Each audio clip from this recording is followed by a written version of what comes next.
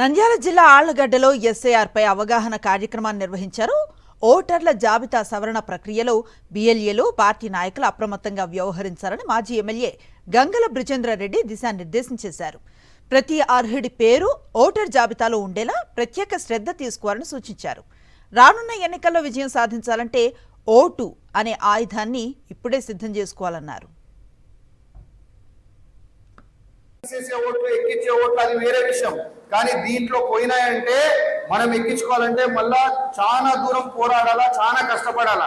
కాబట్టి ఇప్పుడు వాళ్ళే మన దగ్గరకు వస్తుంది, పూర్తి ఎలక్షన్ యంత్రాంగమే మన ఇంటి దగ్గరికి మన గ్రామానికి వస్తుంది. కాబట్టి కొద్దిగా అప్రమత్తంగా ఉండి మీరందరూ కూడా ఎక్కడ కూడా ఓట్లు తీసేయకుండా మన ఓట్లని కాపాడుకోవాలి. ఎందుకంటే మనం అంటాం ఓటు అనే ఆయుధంతో మీకు సమాధానం చెప్తాము అని. ఇప్పుడు మనం యుద్ధానికి బయలుదేరుతున్నాం, ఆయుధం లేకపోతే ఏం చేయగలుగుతాం? ఇప్పుడు ఆ ఆయుధాన్ని మనం కాపాడుకోవాలా. రేపు రానున్న కాలంలో మనం ఆ ఆయుధాన్ని తయారు చేయాలంటే, ఆ యుద్ధాన్ని గట్టిగా ఎదుర్కోవాలంటే ముందు ఈ ఆయుధాన్ని ఇక్కడ తయారు చేయాలి.